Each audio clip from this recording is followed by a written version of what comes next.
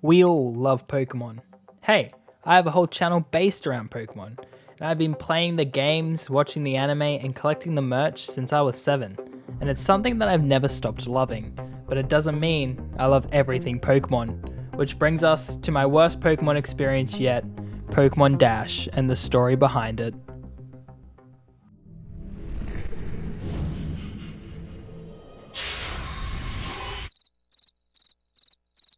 Only you can make Pikachu run. You can use the touchscreen to race against the clock and your friends. Pokemon Dash, only for Nintendo DS. Rated everyone.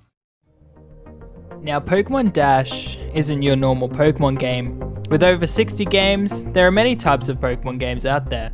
Most of these are spin-offs, separate from the mainstream video games. Which brings us to Dash, a Pokemon racing game developed by Umbrella, responsible for the modern Pokemon Rumble games, Hey You Pikachu, and Pokemon Channel. While not talked about, all decently live Pokemon spin-offs, so it makes you wonder what happened. But before that, let's review the concept. Now, a Pokemon racing game actually doesn't sound too bad on paper. Hey, Mario did it with extraordinary success, so why can't Pokemon? Well, the simple answer is because the game was never made with the same love and care as Mario Kart. It was never meant to show the same success. As a result, Umbrella created the most repetitive, frustrating, tiring game I've ever played.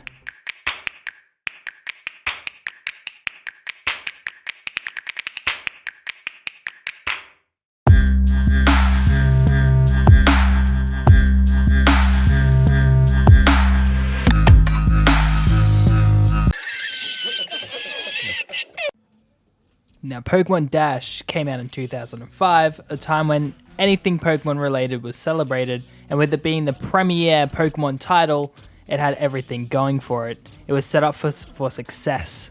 So how did they miss this golden opportunity?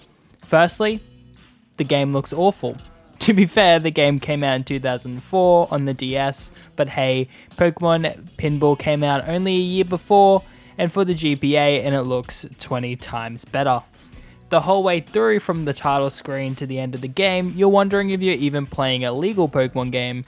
The colors look like they are trying to be bright and cheerful, but then accidentally went overboard with the saturation filter, giving this game a blotchy and dull look to it, and the transition to different terrains is always off-putting. But hey, bad graphics doesn't always mean a bad game, and thankfully you don't have to look at this game long. This game will take the average player an hour and 45 minutes to complete, and I'll be real, I think this was Umbrella's warning. They were telling us that playing any more than 2 hours of Pokemon Dash would cause mental distress, and they didn't want to be legally implicated. And I was feeling my mental state blow up, and I was only playing for 30 minutes. That's right, I had to leave after only 30 minutes, so to be honest, I don't think I can call its playtime a negative, as I wouldn't wish for anyone to play this game any longer than they'd have to. Now, a short playtime doesn't mean a bad game, but remember when this came out, it was for the full $60 price. While not making this a bad game, you're certainly not getting your money's worth. Not to mention, this is only the start of the snowball from hell. Now, the controls are simple. Flick and drag your stylus the direction you want Pikachu to go, and that's pretty much it. This game doesn't use any other button other than the bottom screen, but this doesn't mean it utilizes it very well. The problem can be summed up in one word: unresponsive. You never feel like the game registers your movement, making it feel clunky and causing you to input more flicks than necessary, causing the player to then clash with themselves.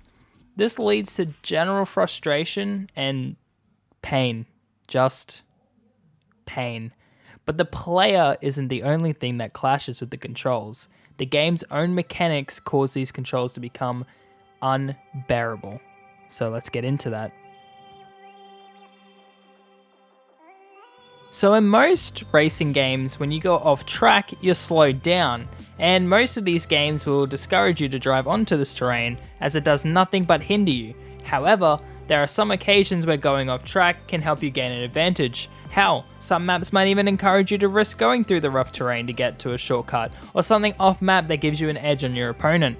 Not only does Pokemon Dash do neither of these things, it's impossible to get at least 50% of the checkpoints without running through the terrain, which just makes the game feel sluggish and annoying. You feel like you're being punished for something the game is forcing you to do. There are multiple terrains in Pokemon Dash, the main ones being forest, which slows you, sand, which slows you, ocean, which, again, slows you and eventually drowns you.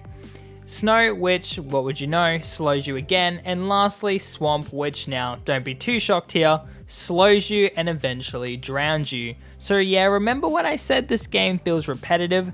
This is why. The terrains giving you all the same debuffs means there is zero skill expression whatsoever. You can't play a situation any different on your second run, you just gotta hope you spam your stylus better than last time. And this is my main problem with Pokemon Dash. There is nothing of value here. There is no reason to play this game whatsoever. But hey, terrain isn't what I hate most about Pokemon Dash, it's just the best example of this game's problems and why it isn't worth anyone's time. But here is my biggest peeve with Dash. The hot air balloon in theory is a really cool mechanic. Hell, I'd say it's one of the game's biggest selling points as it's featured heavily in the title screen and in the tutorials. The air balloon allows you to travel across the sea onto different islands, which makes the course feel bigger and more enriching than it actually is. However, this is immediately ruined by the fact that while using the air balloon, you have no indication of which checkpoint is next, and it isn't the closest or furthest one from you. Half the time, I would just wait for the AI to start landing before I knew which way to go. I don't know if they just forgot to add it, or if they hate their players, or quite possibly I'm just not gaming hard enough, but my lord, does this ruin a potentially fun mechanic and turns it into yet another rage-inducing feature of the game. So at this point you might be thinking, yeah, but it'd still be fun to race as my favorite Pokemon, so I might give it a try, and I'd agree with you if your favorite Pokemon is Pikachu, because you can only play as Pikachu in single player and there are only 10 more Pokemon in the game altogether, which is just embarrassing. Also, fun fact, this was the first game to feature a Gen 4 Pokemon, which was Munchlax, so yeah, that was cool I guess, but you could never play as Munchlax in the single player. So, now we know why this game is bad, let's look at what might have happened behind the scenes to cause this game to be so poorly made. Welcome to the story.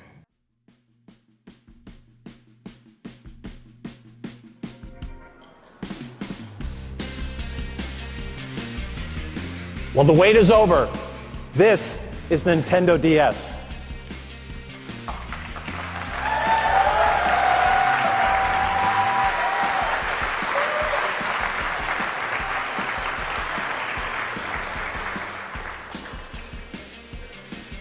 From the time we announced its code name, you've known these initials to represent the most obvious feature, dual screen. That's right, the story starts off with the release of Nintendo's newest system, the DS. And well, with every new console launch, there are always launch titles, except for, you know, the new Xbox. But the DS was no exception, releasing with 18 launch titles including Madden 2005, Rayman DS, Spider-Man 2, Super Mario 64 DS, and of course, Pokemon Dash. This is where I suspect most of the problems occurred.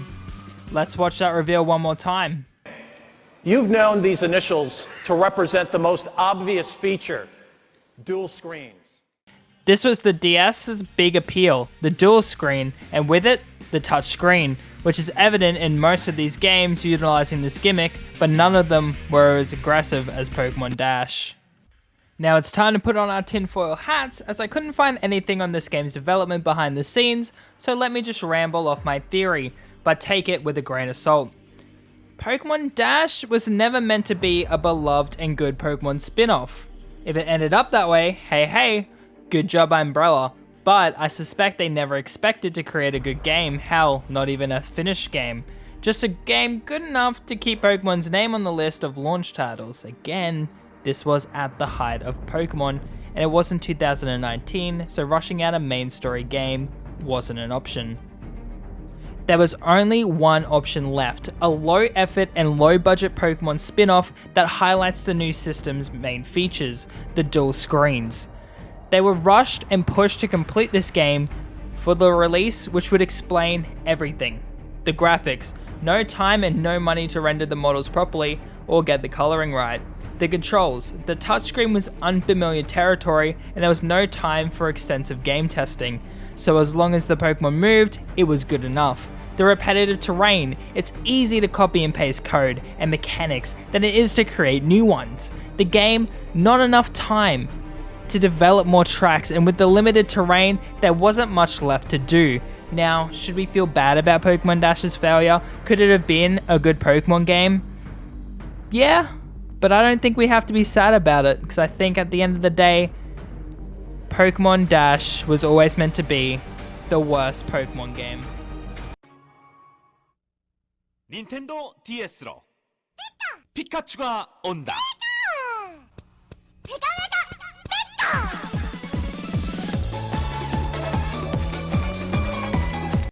If you guys did enjoy this video, make sure to hit that like button, subscribe for more, and other than that, I just really generally hope you guys did enjoy it. I really enjoyed making this video. I have a lot of things to work on. I understand that in terms of this type of video, so I'm pretty excited to do more of these and eventually get better and watch myself grow.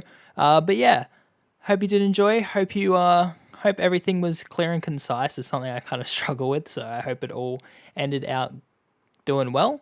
But yeah, that like button, that subscribe button, and commenting all really help the YouTube algorithm. So if you think this video is worth anything, then please go ahead and hit that button. And yeah, just hope you all have a good day. Bye.